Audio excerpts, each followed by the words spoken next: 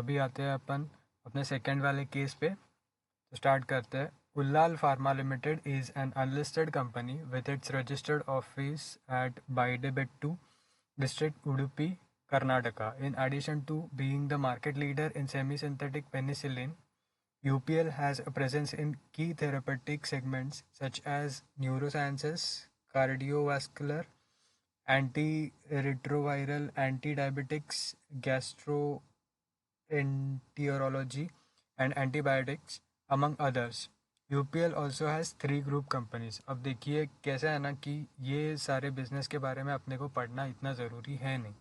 अपने मेरे लिए जब मैं एमसीक्यू सॉल्व करता हूँ तो मेरे लिए इम्पोर्टेंट चीज़ ये पहली लाइन है और ये आखिरी लाइन है। ठीक है, तो आपको ये जज करना पड़ेगा देखते ही कि आपके लिए इम्पोर्टेंट चीज़ क्या है। अभी ये लोग ने पूरा अगर एक पैराग्राफ भी दिया होता और अगर आप पढ़ने बैठते तो आपका उतना टाइम वेस्ट हो जाता।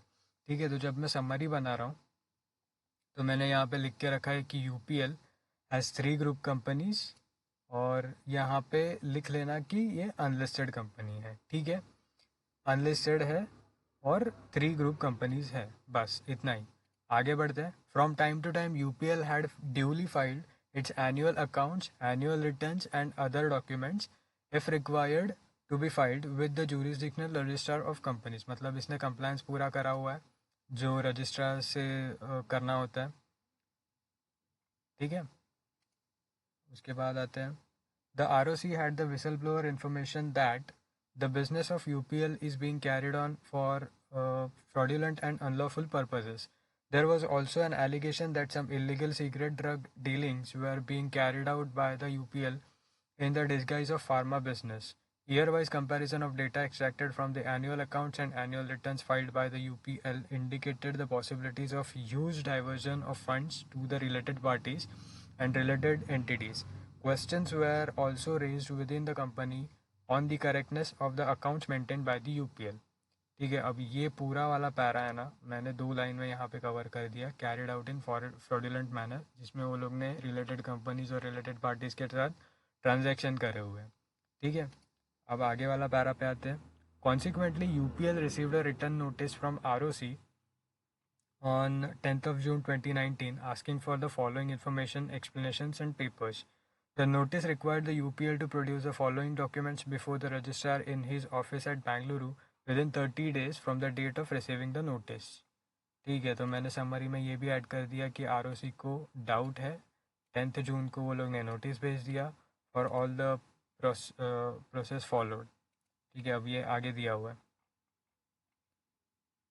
From the receiving notice, hard and soft copies of books of accounts from the years 2016-17 or onwards up to date, ledger abstracts of all intercompany accounts, all the documents relating to sales, all the bank statements and cash books. मतलब ये सारे documents ROC ने मांगे हुए।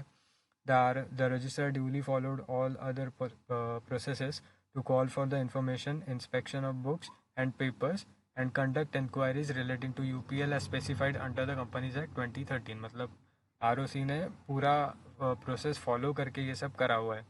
It is to be noted that Rajeev, director finance, had the exclusive responsibilities to supervise both sales accounts and intercompany transactions.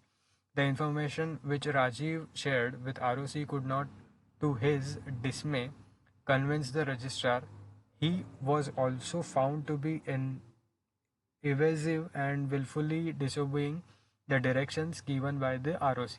मतलब ROC को उसने कुछ ढंग से इन्फॉर्मेशन दिया नहीं है, कुछ छुपा के रखा है, तो आरओसी को भी डाउट है उस बंदे पे।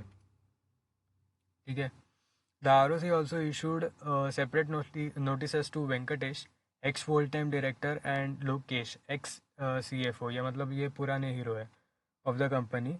Both Venkatesh and Lokesh were in the employment of the UPL only up to 15th December 2017. Both of them, through their separate representatives, informed the ROC that the notice were served on them was not valid since they are no longer associated with the company, and while in service they had acted only in their capacity as the officers of the company. It was argued by both of them that they were independent of any obligations relating to the company and hence not bound to furnish any information or explanations to the ROC। ऐसा कैसे चलेगा बाबा, ऐसा नहीं चलेगा। The accounts of UPL were outsourced and maintained by a chartered accountant, MS Ajay Jyotsna and Company. The accounts were maintained in Tally system by the three staff members under the supervision of Ajay. The reports were periodically submitted to Rajiv in the required formats. Rajiv in turn submitted the requisite information to the board of directors of UPL. ठीक है, तो राजीव यहाँ का सब handle कर रहा हुआ है. ये सेकंड पैरा पे भी हम लोग ने देखा था. ठीक है, based on the information in his possession, the registrar had reasonable ground to believe that the books and papers relating to UPL were likely to be either destroyed, mutilated, altered, falsified, or secreted. Accordingly, the ROC decided to enter into the premises of MS Ajay Jyotsna and Company with the required assistance and seize the books and papers which he considered necessary for inspection. However, before seizure, ROC allowed the CA firm to take copies of such books and papers. अब एक बात याद रखना कि ये जो scissor वाला मामला होता है ना, ये थोड़ा मतलब बड़ा चीज़ है. कोई मतलब किसी के भी ऑफिस में जाके उनके बुक्स ऑफ अकाउंट्स और ये सब सीज करना, ये कोई हल्का चीज़ नहीं है. इसके लिए तुमको परमिशन लगता है स्पेशल कोर्ट का. ये हम आगे देखेंगे. ठीक है, अब समरी देखते हैं. राजीव डायरेक्टर ऑफ फाइनेंस, उसने अनसेटिस्फाइड एक्सप्लेनेशन दिया हुआ है आरओसी को. एक्स डायरेक्टर्स जो थे वेंकटेश और लोकेश, ठीक है, अब उसमें दिया हुआ था कि ये फुल टाइम डायरेक्टर है और लोकेश जो है वो सीएफओ था एक्स. उनको नोटिस भेजे गए हैं और वो लोग क्लेम कर रहे हैं कि हम लोग आंसरेबल नहीं है क्योंकि हम लोग पिछले डायरेक्टर्स थे. ठीक है, ऐसा नहीं होता. ये हम लोग देखेंगे, लिंक करेंगे आगे. ठीक है. The registrar retained all the required books and papers for a period of 110 days from the date of seizure and ensured the necessary inspection. Before returning the said books and papers, ROC took copies of them and placed necessary identification marks on some of the papers. ये ROC कर सकता है. After the inspection of books of accounts and other books and papers of UPL and after the requisite inquiries, ROC submitted a report in writing to the central government along with the necessary documents and recommendations. Okay. Consequently, the necessary actions were taken. Rajiv, Director Finance, was convicted and punished with imprisonment for a period of 6 months and also fine of 70,000 under Section 207, subsection 4, clause I. It may be noted that Rajiv was also holding directorship in 2 more companies as on that date. ठीक है, अब इसमें से है ना आपको एक चीज़ समझ में आना चाहिए. जहाँ पे इसको पनिश किया गया, यहाँ पे उसका डायरेक्टर का जो एलिजिबिलिटी है वो चला गया. तो वेकेशन का जो सेक्शन है, सेक्शन नंबर 167, वो यहाँ पे ट्रिगर हो जाएगा क्योंकि यहाँ पे ये लोग ने दिया है कि राजीव इस कंपनी के अलावा और 2 कंपनीज में भी डायरेक्टरशिप होल्ड करता है. ठीक है, तो अगेन मैंने समरी बना के रखी है. जो ऊपर के जो मेन चीज़ें थी वो मैंने यहाँ पे डाल के रखी है. ठीक है, ये इससे आपको अंदाज़ा आ जाएगा. ये समरी है ना, आप अपने को जैसा आपको जैसा कंफर्टेबल हो वैसा मॉडिफाई कर सकते हैं. अब मैंने जब बनाया मेरे को ये सारी चीज़ें ऐसा लगा कि मैं भूल जाऊंगा, इसलिए मैंने ये सारी चीज़ें लिखी. अब इसमें 1-2 पॉइंट्स और ऐसे हो सकते हैं कि जो आपको लगता है कि लिखने चाहिए. ठीक है, शायद आपको और पढ़ोगे तो आपको पता चल जाएगा कि ओके यार ये इसमें से भी क्वेश्चन आ सकता है, तो वो आप मेंशन करके रखोगे आपकी समरी में. और जब भी अपने को पेपर दिया जाता है सीए फाइनल का, एमसीक्यू का जो बुकलेट होता है उसमें से फर्स्ट पेज और लास्ट पेज जो होता है वो ब्लैंक होता है, जो अपने को रफ पेज करके यूज़ कर सकते हैं. तो उसमें आप ये समरी बना सकते हैं पेंसिल से. ओके, और ज़्यादा कुछ बड़ा बनाना नहीं है, सिर्फ आपको जितना याद रहे इसलिए वो बनाना है. ठीक है, तो ज़्यादा कॉम्प्लिकेट करना मत, ज़्यादा उसमें टेंशन देना मत. वो ईजी चीज़ है, आराम से हो जाएगा. ठीक है, तो चलते हैं अपने फर्स्ट एमसीक्यू पे. From the above case scenario, it is noticed that the concerned registrar of companies issued separate notices to Venkatesh, ex-full-time director, and Lokesh, ex-chief financial officer of UPL. Both Venkatesh and Lokesh, through their separate representative, represented that they were in employment of UPL only up to 15 December 2017 and therefore the notice issued to them was not valid since they are no longer associated with UPL, and while in service, they had acted only in their capacity as the officers of the company. It was argued by both of them that They were independent of any obligations relating to the company and hence not bound to furnish any information or explanation to the ROC. अब ये है ना, ये आपको case पढ़ने के बाद समझ में आना चाहिए कि ये पर्टिकुलर केस किस चैप्टर से रिलेटेड है. ये चैप्टर है इंस्पेक्शन एंड इंक्वायरी वाला. ठीक है, अब मैं आपको लिख के जाता हूँ. ये आंसर्स मैंने लिख के रखे हैं, तो यहाँ पे लिखा है मैंने कि ये चैप्टर कवर करता है इंस्पेक्शन, इंक्वायरी एंड इन्वेस्टिगेशन. ठीक है. अब क्या होता है कि अगर आपने चैप्टर पढ़ा होगा तो आपको पता होगा कि आरओसी अगर चाहे तो पिछले जो एम्प्लॉयज़ होते हैं, जो एक्स एम्प्लॉयज़ होते हैं, एक्स डायरेक्टर्स होते हैं, उनसे इन्फॉर्मेशन मंगवा सकता है किसी भी कंपनी की. तो वो लोग मना नहीं कर सकते कि हम लोग ने ये किया ही नहीं है, हम लोग के पास इन्फॉर्मेशन ही नहीं है. आपके पास जितना इन्फॉर्मेशन रहेगा आपको आरओसी को देना पड़ेगा, आप लीगली बाउंड होते हो. ठीक है. तो कंटेंशन देखते हैं आप. अब इसका ऑप्शंस अपने को क्या क्या दिया हुआ है. Contention of both Venkatesh and Lokesh is valid since both of them are no longer associated with UPL. ये नहीं है, ये रॉन्ग आंसर है. Venkatesh and Lokesh can only voluntarily furnish information और explanations to the ROC but they are under no legal obligation. नहीं, ऐसा कुछ भी नहीं है. Venkatesh and Lokesh are under legal obligation to furnish the best of their knowledge the required information or explanation as asked by the ROC through respective notices. ये ही answer होना चाहिए. ठीक है. Venkatesh and Lokesh being the past employees of UPL shall furnish information or explanation only through UPL after obtaining written consent of the company to respond to the registrar and not directly to the ROC. No, ऐसा कुछ भी नहीं है. ROC ने आपको पूछा है, आपके पास जो भी इंफॉर्मेशन रहेगा आपको देना पड़ेगा. तो इसका आंसर आइडली होना चाहिए सी. देखते हैं नीचे जाके. 2.1 का आंसर है सी. ठीक है. अब डिटेल्ड आंसर में जाके अपन पेज नंबर देखते हैं इसका क्या है. इसका सेक्शन नंबर है 206 सब सेक्शन 2. मॉड्यूल का पेज नंबर है 4.3. अब मैं इंस्पेक्शन में आता हूँ. ये सारे मैंने मॉड्यूल से ही उठाए, कोई और बुक मैंने रेफ़र नहीं किया है. तो आप अगर मॉड्यूल पढ़ रहे हो तो आपको ये इजीली समझ में आ जाएगा. ठीक है.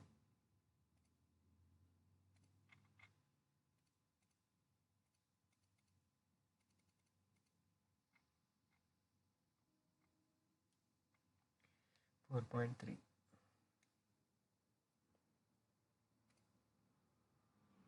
Point 2, duty of past officers. Duty of past officers of the company.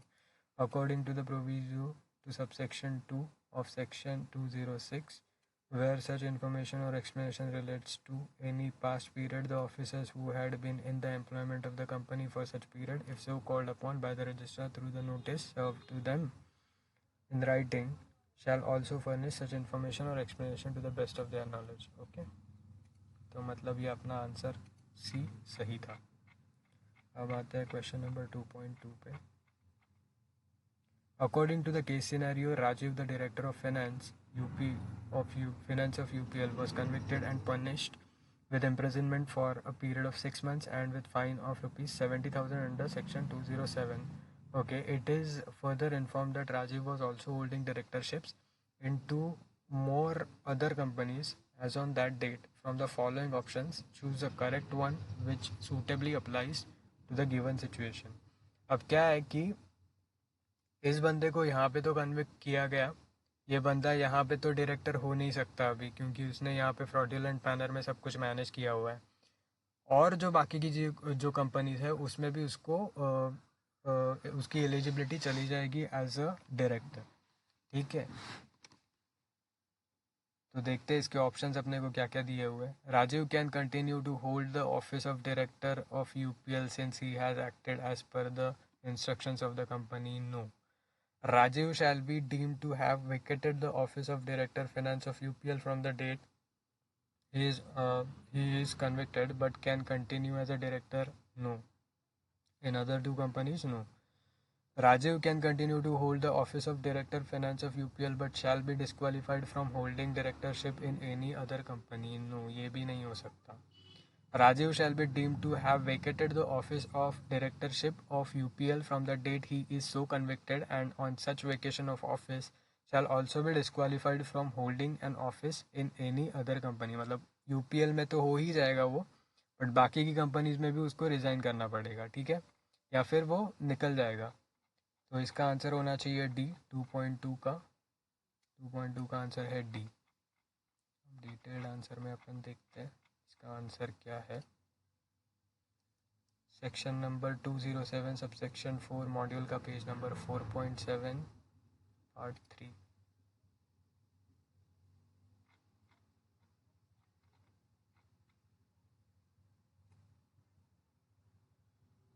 Four point seven पे आते हैं अपन। पार्ट 3 में दिया हुआ है पेनल्टी फॉर कॉन्ट्रावेंशन। ओके, इसको penalty if a director or an officer of the company has been convicted of an offence under this section, the director or the officer shall, on and from the date on which he is so convicted, be deemed to have vacated his office such, and on such vacation of office shall be disqualified from holding an office in any company। मतलब उसमें वो company में से तो वो disqualify हो ही जाएगा, बाकी की कंपनीज में भी डिस्क्वालीफाई हो जाएगा। ठीक है, अब ये सेक्शन है ना, आप सेक्शन नंबर 167 से भी कनेक्ट कर सकते हो, वेकेशन ऑफ ऑफिस। अब सेक्शन नंबर 167 पे आते हैं हम लोग, जो आपके चैप्टर 1 का सेक्शन है, vacation of office of director. ठीक है, उसमें आपको केसेस दिए हुए हैं कि कहाँ कहाँ पे डायरेक्टर का ऑफिस वेकेट हो सकता है, वो भी आप एक बार देख लेना।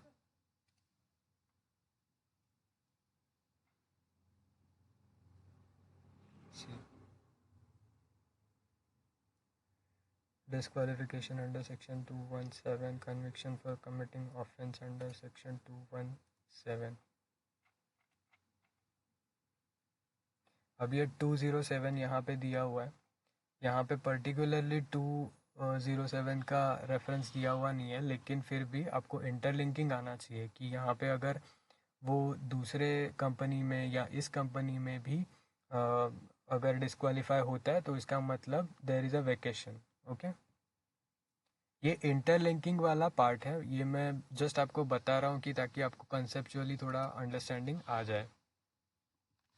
ठीक है, 2.2 हो गया अपना, 2.3 पे आता है। From the case scenario it is revealed that the registrar on the basis of information in his possession had reasonable ground to believe that the books and papers relating to UPL were likely to be either destroyed, mutilated, altered, falsified, or secreted. Accordingly, ROC entered the premises of MS Ajay Jyotsna and Company with the required assistance and seized such books and papers as he considered necessary. Which of the following options best suits the given situation? Okay, तो options देखते हैं अपने को क्या क्या दिया हुआ है। The registrar had obtained an order from the central government before seizure of the books and papers. The registrar had obtained an order from special court before seizure of the books and papers. The registrar had suo moto, या तो central government का approval लेना चाहिए, या तो special court का देना चाहिए, या फिर खुद से कर सकता है, या फिर the registrar had obtained an order of civil court before seizure of books and papers। अब देखिए ये है ना थोड़ा सा कंफ्यूजिंग चीज़ है। ठीक है, इसमें अपने को समझ में नहीं आता, क्योंकि इंक्वायरी इंस्पेक्शन अगर आप चैप्टर पढ़ोगे तो इंक्वायरी के लिए अलग अप्रूवल चाहिए, सीजर के लिए अलग अप्रूवल चाहिए, जो यहाँ पे पर्टिकुलरली दिया हुआ है। तो आप जब पढ़ोगे तो एक बार ध्यान से पढ़ना कि कौन सी चीज़ के लिए सेंट्रल गवर्नमेंट का अप्रूवल चाहिए और कौन सी चीज़ के लिए स्पेशल कोर्ट का अप्रूवल चाहिए। ठीक है, अगर सिर्फ इंक्वायरी या इंस्पेक्शन करना होगा रजिस्ट्रार को तो इसको सेंट्रल गवर्नमेंट का अप्रूवल लेना पड़ेगा, विच इज़ सफिशियंट। लेकिन जैसा मैंने कहा कि सीज़र एक बहुत बड़ी चीज़ होती है, किसी के भी बुक्स आप लेके उसको अपनी हिरासत में लेते हो तो वो बहुत बड़ी चीज़ है। ऐसे ही किसी के ऑफिस में जाके उसको बोल नहीं सकते आप कि मैंने आपकी बुक्स सीज़ करनी है। ठीक है, तो इसके लिए आपको ऑर्डर चाहिए रहेगा स्पेशल कोर्ट का। तो आंसर में देखते हैं अपन, सेक्शन नंबर 209 में ये कहा गया है, मॉड्यूल का page number 4.8, power of special court to search and seize. 4.8, power of special court to search and seize. The special court may by order authorize it to enter into the places or premises where books and papers are placed, to search the place and to seize the books and papers as necessary after allowing the company to make copies. Search and seizure must be according to the provisions of Code of Criminal Procedure. ठीक है, तो ये special court का power है. This is not the power of central government. Central government का power सिर्फ इतना ही है कि वो रजिस्ट्रार को बोल सकती है कि भाई जाओ इंस्पेक्शन और इंक्वायरी करके आओ अगर तुमको डाउट है तो. ठीक है, अगर तुमको सीज करना है तो आपको स्पेशल कोर्ट का ही परमिशन लगेगा. तो यहाँ पे मेरा आंसर हो जाएगा the registrar had obtained an order from the special court before seizure of the books and papers. 2.3 का आंसर होगा बी. 2.3 का आंसर है. ठीक है, अब आते हैं अपन 2.4 पे. 2.4 देखते हैं क्या है. From the case scenario, it is observed that the registrar seized the books and papers of UPL from the premises of MS Ajay Jyotsna and Company and retained them for a period of 110 days from the date of seizure and returned them thereafter. What is the maximum time limit within which the registrar is required to return the seized books and papers? अब देखो registrar है ना, maximum 180 days तक ही वो books ये कर सकता है, रख सकता है. ठीक है, और अगर उसको और ज़्यादा रखना होगा तो उसको परमिशन लगेगा. ठीक है, अभी वो भी अपन यहाँ पे लिंक करके देखते हैं. ये मैं आ गया मॉड्यूल में, मैक्सिमम पीरियड ऑफ सीजर. ठीक है, वही सेक्शन है, सेक्शन नंबर 209 का सबसेक्शन 2 है. यहाँ पे दिया हुआ है original period of seizure. The registrar और inspector shall return the books and papers seized under subsection 1. मतलब ऊपर जो वो लोग ने सीज किया as soon as may be and in any case not later than 180th day. मतलब ज़्यादा से ज़्यादा वो लोग 180 डेज तक रख सकते हैं. ठीक है, after such seizure to the company from whose custody or power such books और papers were seized. Further period of seizure मतलब अगर उनको लगा कि 180 दिन से भी ज़्यादा उनको रखना चाहिए क्योंकि कुछ अगर क्लियर नहीं हुआ है उनको, तो books and papers may be called for by the registrar or inspector for further period of 180 days by an order in writing if they are needed again. ठीक है, तो राइटिंग में ऑर्डर लगेगा अगर उनको 180 दिन से ज़्यादा रखना है. तो यहाँ पे अपन देखते हैं, यहाँ पे तो ऑप्शन देखने का भी ज़रूरत नहीं है, सीधा सीधा यहाँ पे अपन आ जाएंगे. The registrar is required to return the seize books and papers maximum within 180 days from the date of seizure. अब देखो ये है ना बहुत इजी चीज़ है, इसमें आपको ज़्यादा टाइम इन्वेस्ट करने का ज़रूरत नहीं है. फर्स्ट एक बार आपको दिख गया कि यहाँ पे 180 डेज़ है तो एक बार ये लाइन पढ़ लेना. क्या पता शायद वो लोग ने कुछ ट्विस्ट करके दिया हो, तो ऐसा ना हो कि आप सिर्फ नंबर देख के टिक मार्क करके आओ और गलत हो जाए. ठीक है, इसलिए एक बार ये लाइन पढ़ लेना. अब मैंने ये लाइन पढ़ी, विद इन 180 डेज उसको रजिस्ट्रार को वापस देना पड़ेगा. ठीक है, 2.4 का आंसर मेरा होना चाहिए सी. देखो यहाँ पे डिटेल्ड आंसर में मैंने आपको वो भी लिंक करवा के दिया है कि section number 209 sub section 2 module का page number 4.9.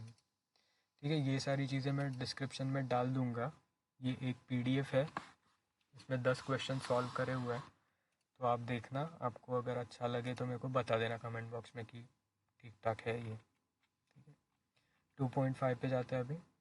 The above case scenario states that the registrar, after the inspection of the books of account and other books and papers of UPL and after the requisite inquiries, submitted a report in writing to the central government along with the necessary documents and recommendations.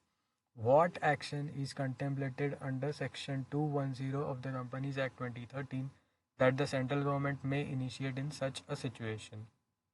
ठीक है, अब central government in चारों में से क्या क्या चीज़ कर सकता है आफ्टर सबमिशन ऑफ इंक्वायरी का जो रिपोर्ट है वो. On receipt of a report of registrar the central government may order and investigation into the affairs of the company by serious fraud investigation office. On receipt of a report of registrar the central government may order and investigation into the affairs of the company by the inspectors appointed by it.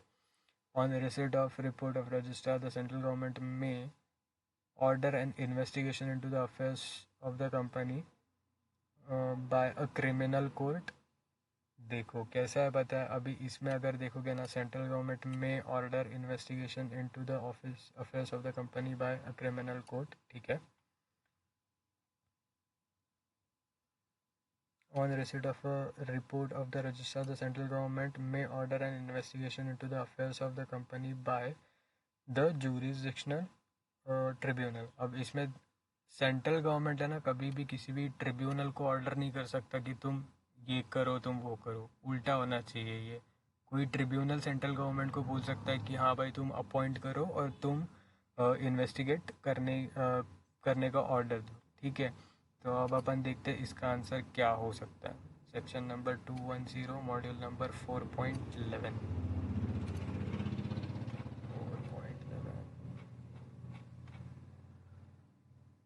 देखो ये बहुत tricky सा question था, ये मेरे को भी solve करने में थोड़ा टाइम लगा. तो इसका आंसर है B. Okay, on receipt of a report of the registrar the central government may order an investigation into the affairs of the company by the inspectors appointed by it. मतलब central government inspector appoint करेगा और उनको बोलेगा कि आप inspection कीजिए.